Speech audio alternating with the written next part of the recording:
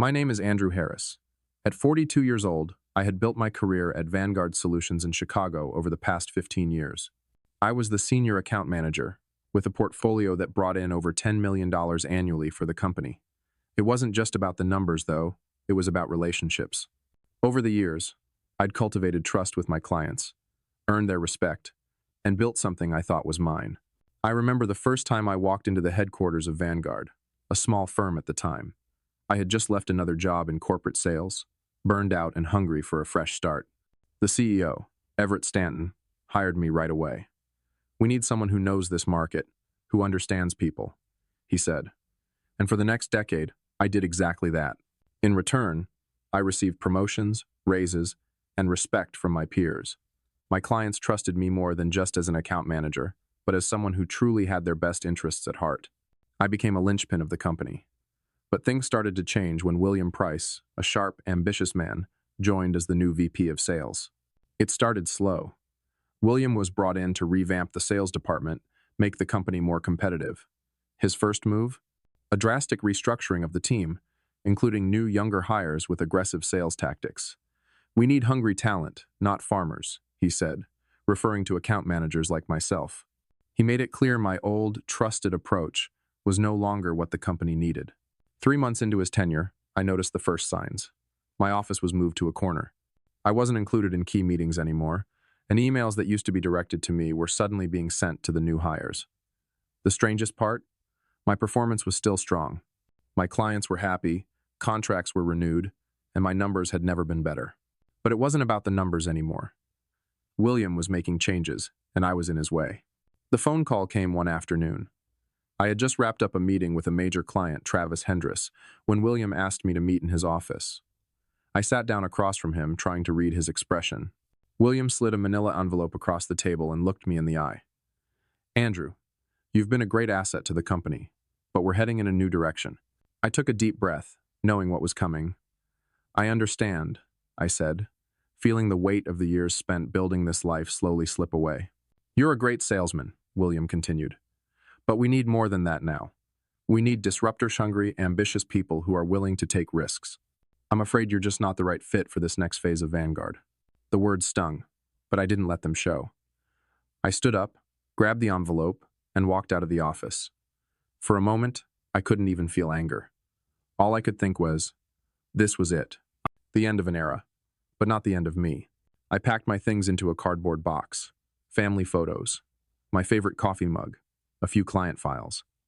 As I walked out of the office, I felt an odd calm. It was over.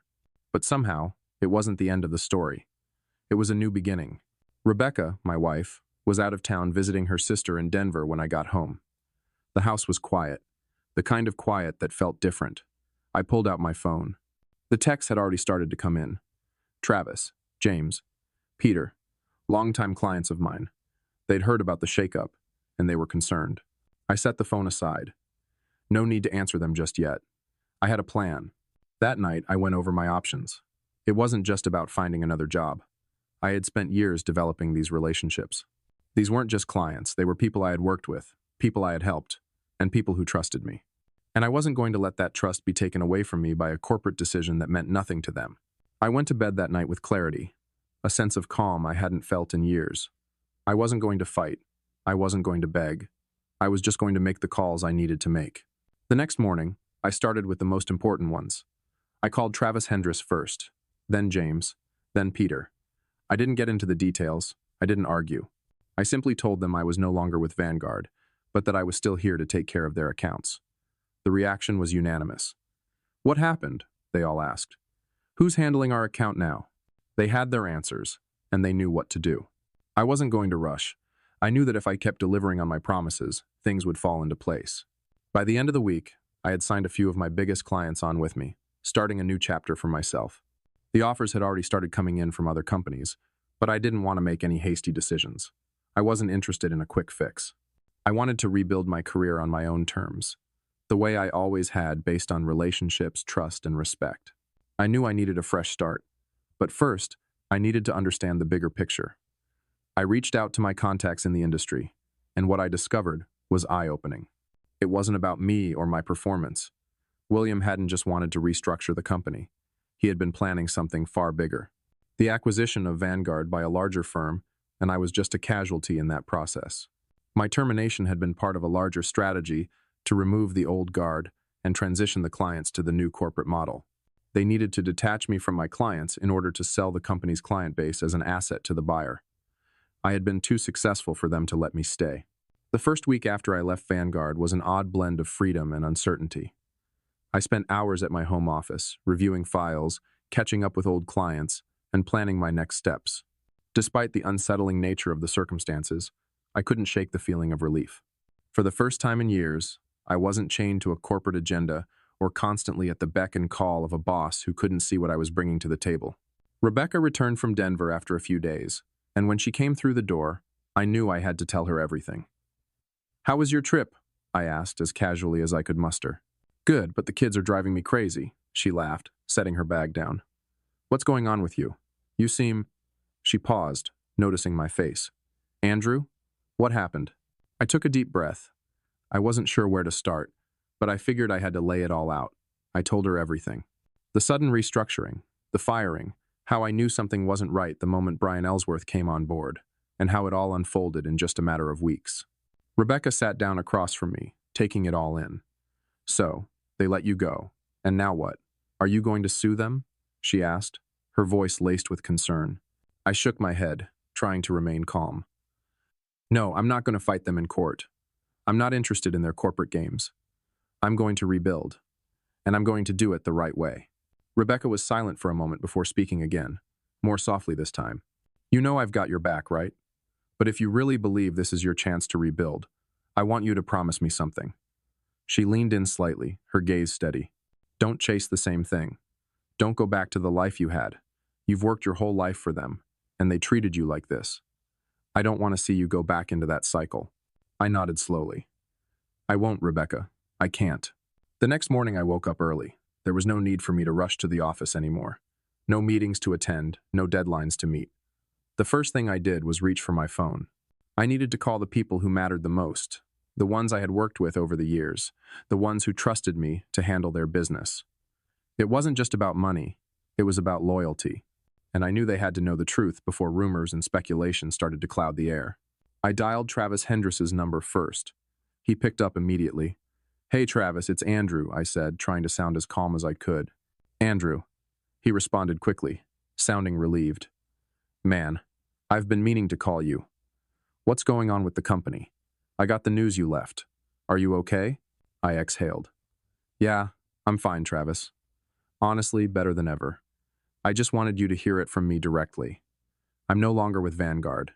I'm not sure where things are headed for them, but I want to assure you I'm still here for your business." There was a moment of silence on the other end. "Wait, what? You're really gone? But you've been with them for so long, Andrew. What's going on?" I took a deep breath. "It wasn't my decision, Travis. I've been let go. But the good news is, I'm available, and I'm still here to make sure your needs are met. I want to continue working with you, and if you're open to it, we can find a way to continue the partnership under new terms. No interruptions." There was a pause, and then Travis spoke again. "I don't know what to say. You've been the backbone of this company for me, Andrew. I've been with you longer than I've been with anyone else. Let's talk about how we can move forward. We'll figure this out." It felt good to hear him say that. Over the next few days, I made a list of all my top clients, ones I'd worked with for years. I didn't send out any mass emails or make any grand announcements. I knew the relationships I'd built were personal. Each conversation needed to be direct and honest. I was confident that the trust I'd built with them would hold up under pressure. By the end of the week, I had talked to every major client. Each conversation was reassuring, and I could hear the relief in their voices when they realized I wasn't abandoning them. The initial shock had passed, and now they were more focused on moving forward than on the drama at Vanguard. On Friday, I met with a few of my former colleagues, all of whom had been in similar situations. They were all aware of the plans being put in motion at Vanguard. They were angry about it, but there was little anyone could do. The corporate world had already spoken. And for those of us who built relationships from the ground up, the question was no longer about our loyalty to the company, but about where our futures would take us. I sat down with Rebecca that evening, telling her about the conversations I'd had. "I think things are looking up," I said. "I haven't burned any bridges. Everyone seems willing to stick with me. I just need to decide what comes next. She looked at me thoughtfully. You know, Andrew, you've always been so focused on the clients and the job. But what about you? What do you want? You've worked so hard for them. Don't forget about what you need. I was quiet for a moment, letting her words sink in. She was right. For so long, I had sacrificed my personal life for the sake of my clients and my company. And now, I had the opportunity to finally build something that was truly mine. By the time Monday rolled around, I had a clearer vision of what I wanted to do. I had a few offers on the table from companies that admired the relationships I had cultivated over the years. But I wasn't in a rush to make a decision. For the first time in my life, I wasn't chasing the next promotion or the next dollar. This time, it was about finding the right fit somewhere where I could keep building something that mattered, not just for me, but for the people who had trusted me all these years. But the truth was, no matter where I went, one thing was certain. The relationships I had built were my real legacy, not the office buildings, not the corporate titles. The people I had worked with, the trust I had earned, that was what I would carry with me wherever I went. And as I sat in my office that Monday morning, looking out the window at the city I had helped build, I knew that I was on the verge of something new, something better.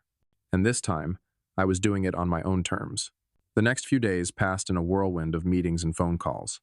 I could feel the momentum building with every client that came on board. It wasn't just the contracts. It was the renewed sense of purpose that I hadn't felt in years. For so long, I'd been locked into a routine, just another cog in the corporate machine. Now, for the first time, I was in control. The offers from various firms weren't going to wait for me forever. But I couldn't shake the feeling that jumping into another corporate role would be a step backward. I didn't want to just replicate what I had done before. I wanted more than that. I wanted to build something of my own, a place where I could cultivate the same trust and relationships I had spent a decade perfecting, but this time, with more freedom, more influence, and a deeper sense of purpose. Rebecca and I sat down on the weekend, trying to figure out what my next steps should be. She had always been supportive, but I could see the concern in her eyes as we discussed the future. Andrew, you've been through a lot, she said, her voice steady but concerned. I think you need to slow down and really think about what makes you happy. You've sacrificed so much for this career. Is it worth it? I nodded, feeling the weight of her words. It's not that I'm not grateful for everything I've built, but I want to do more than just make money. I want to leave something meaningful behind. She took a deep breath and smiled. Then why not take the plunge? Create something that reflects who you really are, not just who they want you to be. Her words stuck with me in a way that nothing else had. She was right. For so long, I had defined my success by what others valued, what the company thought of me, what the clients thought of me. But now, it was time to redefine success on my own terms. I started working on my plan. I reached out to a few former colleagues, trusted people I knew I could rely on. Together, we brainstormed ideas for creating a consulting firm that focused on fostering long-term client relationships while prioritizing transparency and ethical business practices.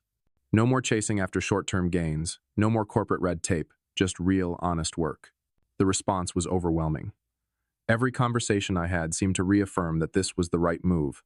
There were companies out there who valued relationships over profit margins, companies who wanted to build something sustainable. It wasn't going to be easy, but it was going to be worth it.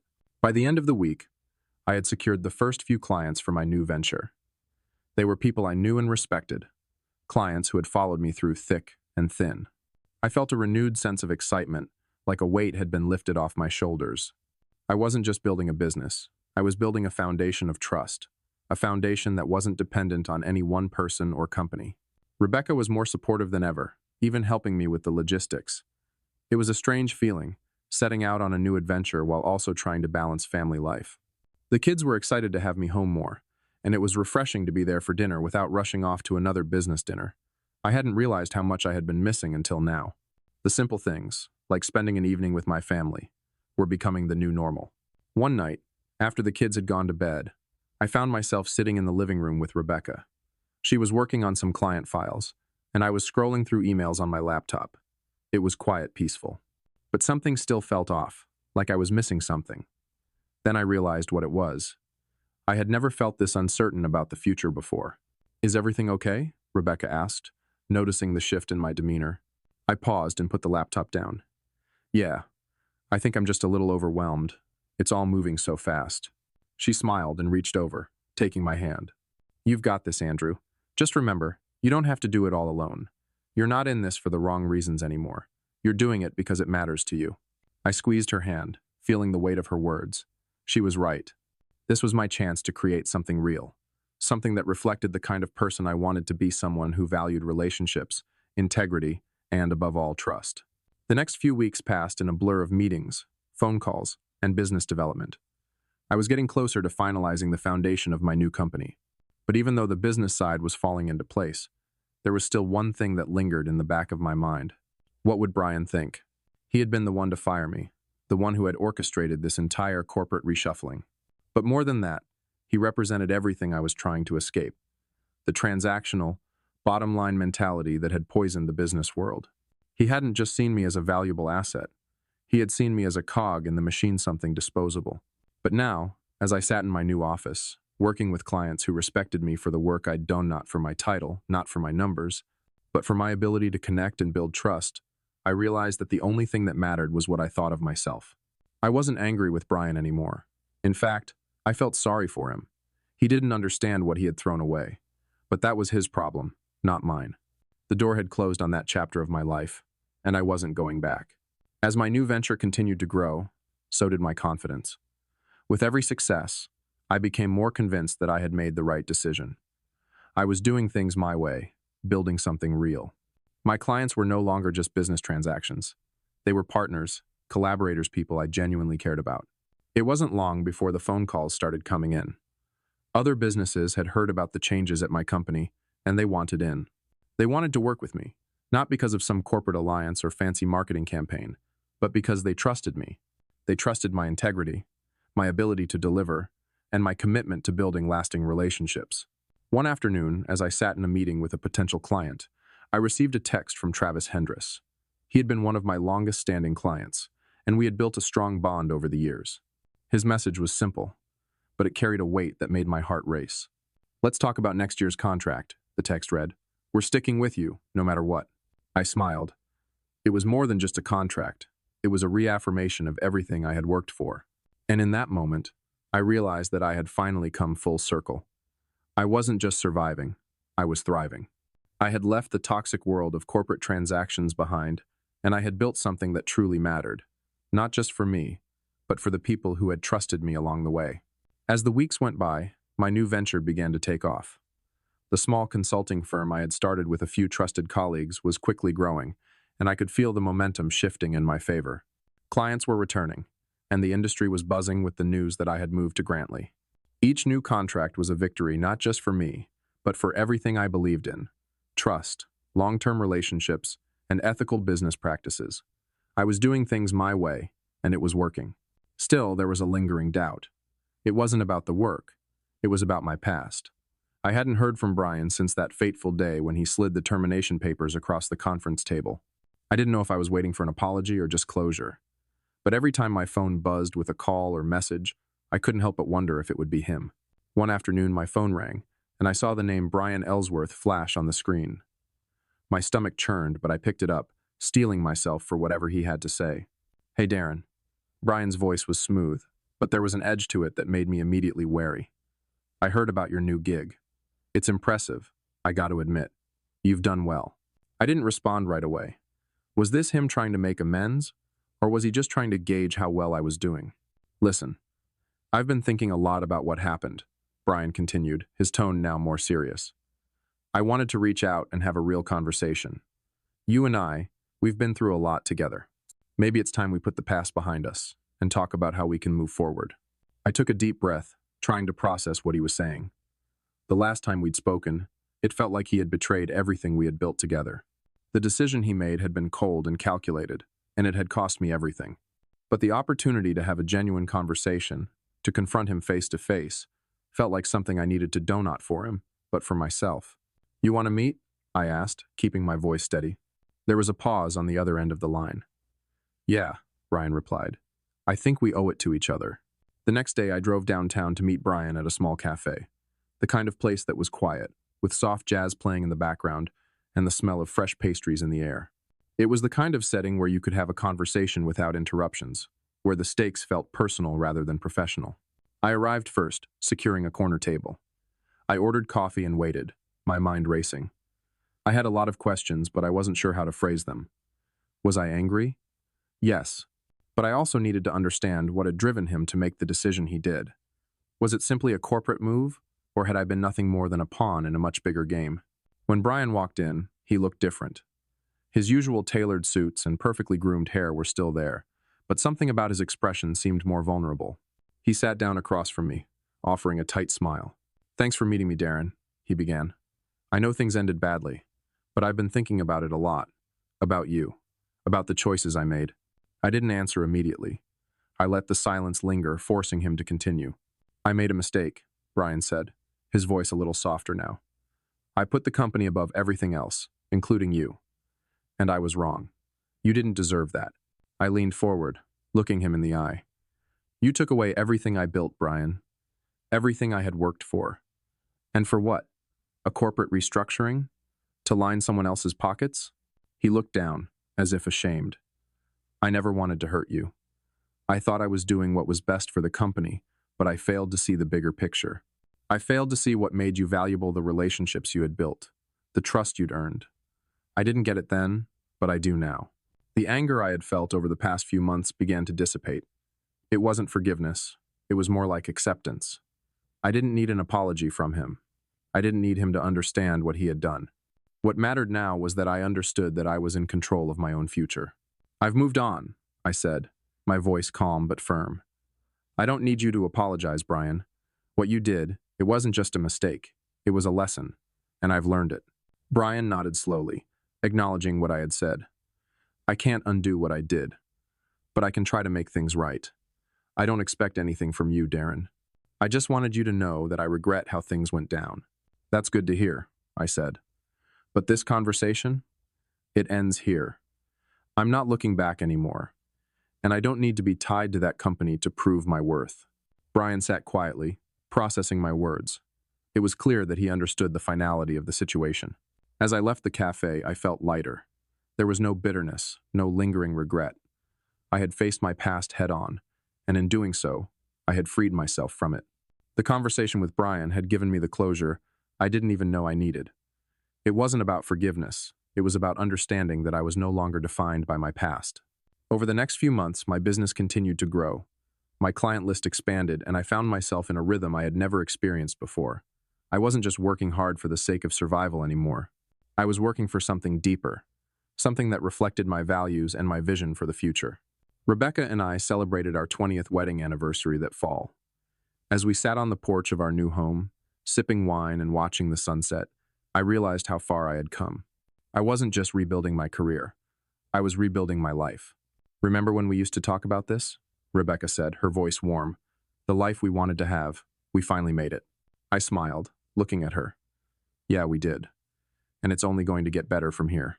The months after the conversation with Brian felt like the turning of a page in a book, a chapter that had been closed for good.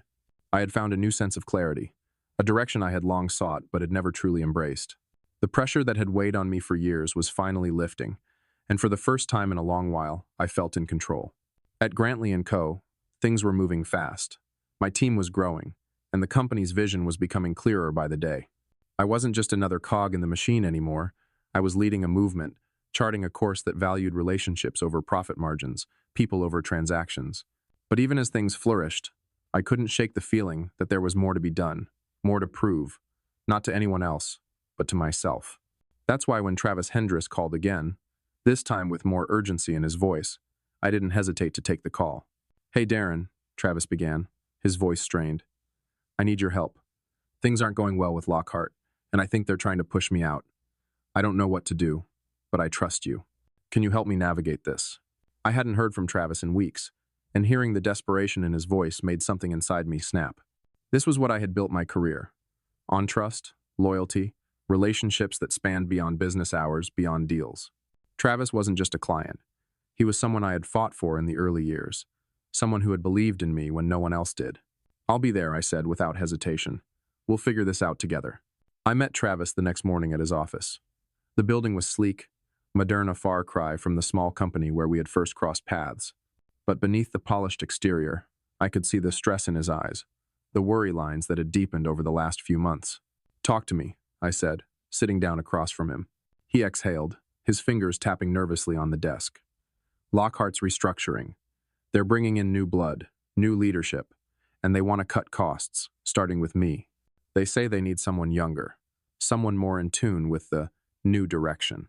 I could hear the bitter edge in his voice, and it was all too familiar. This wasn't just a business decision, it was personal.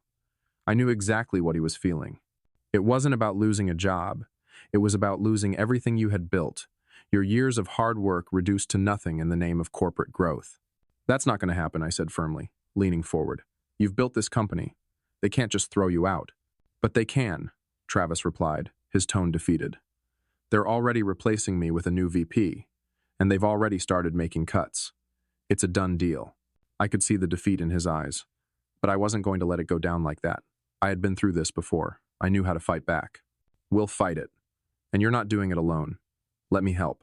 Over the next few days, I went to work. I contacted my network, reaching out to the same people who had trusted me for so long. I made phone calls, sent emails, and worked late into the night gathering the right people who could help Travis. Travis wasn't going down without a fight, and neither was I. We went through every contract, every agreement, and I made sure that the terms were clear Lockhart owed him. He had been integral to their success, and they couldn't just erase that. His loyalty wasn't something they could throw away, and I was going to make sure they knew that. The pressure was mounting, but I was used to it now. In a way, it was invigorating. Watching the numbers and strategies unfold, taking action where others had failed to see it, I felt the old adrenaline return. The breakthrough came when we were able to uncover some crucial discrepancies in their financials, missed bonuses, overcharging clients, and improper accounting practices that had been hidden for years. It wasn't just a job issue anymore. It was about protecting Travis's legacy and holding the company accountable for their actions. By the time we were done, Lockhart was backed into a corner. They couldn't afford to let this go public. With the evidence in hand, I made one final call straight to the top. "Travis will remain on board as VP, I told the CEO, my voice calm but firm, "and I suggest you revisit your numbers, or we'll take this further." There was a long silence on the other end of the line, and for a moment, I thought they might try to push back. But then came the response I was waiting for. "Fine, we'll honor the contract," the CEO said, his voice tight. "But don't expect us to forget this." The relief that washed over Travis was palpable. He was back in control of his role, his future secured, and I couldn't help but feel a deep sense of satisfaction. I had helped someone who had helped me all those years ago. It wasn't about the money or the victory, it was about doing what was right. As I left Travis's office, he shook my hand firmly. "I don't know how to thank you for this, Darren," he said. "You've not only saved my job, but you've reminded me what this business is really about. Relationships, loyalty. You didn't just fight for me. You fought for what's right." I smiled, knowing exactly what he meant. "It's all part of the game," I said, "and I'm just glad to be on your side." Back at the office, things were picking up. My team had expanded, and we were signing new clients left and right. But more importantly, we were building a culture that valued honesty and loyalty, something I had always believed in but had never truly seen at such a large scale. That night, as I sat in my office, I realized just how far I had come. A year ago, I had been left with nothing. But now, I had everything I needed: respect, autonomy, and the ability to make a real difference in the lives of those I worked with. Rebecca came in that evening, a smile on her face. "How was your day?" she asked, sitting down next to me. "It was a good day," I said, looking out at the city skyline. "A very good day." The following months were a blur of meetings, phone calls, and new opportunities.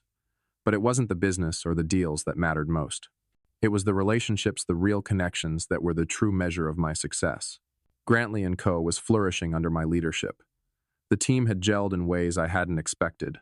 We were making strides, growing not just in terms of revenue, but in the way we treated our clients. And it felt good. No longer was I trapped in a corporate game that didn't see the value in people. Now, I was surrounded by a group that believed in long-term commitment to clients, not just short-term wins. But even amidst the success, something still lingered at the back of my mind. It had been almost 6 months since I left Trevant, yet the sting of how it all ended, of being thrown aside for something I couldn't control, hadn't fully gone away. The satisfaction of proving myself was there, but the wound left by Brian's actions, and by Everett's complicity, was still raw. One afternoon, as I sat in my office, The phone rang. It was an unknown number, but something told me I needed to pick it up. I grabbed the receiver, the familiar hum of the line buzzing in my ear. "Hello?" I answered, knowing full well who it might be. "Darren, it's Everett," came the voice I hadn't expected to hear. His tone was apologetic, but I could hear the tension in his words. "I know things ended badly, but I need to speak with you. Can we meet? No lawyers, just a conversation." For a moment, I considered hanging up, but I didn't. The curiosity of it, all the reason behind his request, was too much. There was something unfinished about our last interaction, and I knew I couldn't move on until it was resolved. "I'm not sure there's much to talk about," I said, my voice controlled, "but I'll give you one chance." We agreed to meet at a local coffee shop the following afternoon. As I walked into the cafe, I noticed Everett sitting by the window, his usual polished appearance, though there was an air of unease around him. He looked older, more tired. It was as though the weight of the company's collapse was finally showing. I sat across from him, and for a long moment, neither of us spoke. I studied his face, searching for the sincerity I had once seen in him. The Everett I knew had been a person who valued loyalty and hard work. But now, he seemed hollow, his facade cracked. "I owe you an apology," he began, his voice low. "I'm sure you've heard the rumors. I don't know how it went so wrong, Darren. When I hired Brian, I thought he could push us to the next level. But I was wrong. The decisions we made, the way I let him treat you, it was all a mistake. I should have known better." I leaned back in my chair, arms crossed. I had expected this moment for months, but hearing it out loud felt like I was finally facing the ghost of the man who had once been my mentor. "It's too late for apologies," I said, the edge in my voice sharp. "You made a choice, Everett, and that choice cost me everything. My career, my trust, my loyalty, and it wasn't just me. You've lost more than just me. You've lost your foundation, your people." He nodded slowly, clearly aware of the damage that had been done. "I understand that," he said, his gaze never meeting mine. "I've lost more than just you. I lost my perspective. And now, the company is struggling to keep its head above water. The board is in disarray, and the acquisition fell apart. All the work we did to build Trevant, gone. For nothing." The silence between us stretched on, heavy with regret. I had moved on. I had already built something new. But hearing him speak, hearing the depth of his failure, reminded me of the man he had once been and the mentor I had lost. Maybe, deep down, I still had some empathy for him. "You should have valued people over transactions," I finally said, my voice quieter. "But you didn't, and now look where we are." Everett looked up, his eyes filled with something I hadn't expected: guilt. "I know, and I'll live with that. But I wanted you to know I realize the mistake now. I wish I could go back, but I can't. I just wanted to tell you that I've learned from it." I studied him for a moment longer, considering his words. There was nothing left to be gained from this conversation, nothing more to be said. He had admitted his failure, but I was no longer the man who needed validation from him. That version of me had died the day I packed my things and walked out of Trevant's offices. "You'll have to live with it," I said quietly, "but I'm done here. I've built my future, and I won't waste any more time looking back." As I left the coffee shop, I felt lighter. Not because I had gained closure, but because I had let go of the past. I no longer needed Everett's apology. I no longer needed validation from a company that had discarded me when I was at my peak. Rebecca and I had built something real. Our family, our home, our new life. It wasn't just about money. It was about making the choices that mattered, about creating a life built on trust, not transactions. The following weeks brought more good news. The company continued to grow, and the clients I had brought over from Trevant had remained loyal, not because I was their only option, but because I had delivered value, something no acquisition could ever take away. I was no longer just Darren McCabe, the senior account executive. I was Darren McCabe, the leader, the creator, the man who had rebuilt from the ground up. And as I looked out of my office window at the Kansas City skyline once again, I felt an overwhelming sense of pride. Not because of the money or the success, but because I had finally found what I had been searching for all along, a life built on my own terms. Rebecca joined me in my office that evening, a smile on her face as she handed me a cup of coffee. "How's everything going?" she asked, sitting down beside me. "Perfect," I said, my voice filled with certainty. "It's all exactly as it should be." We looked out at the city together, And for the first time in a long while, I knew I had everything I needed. The future was ours.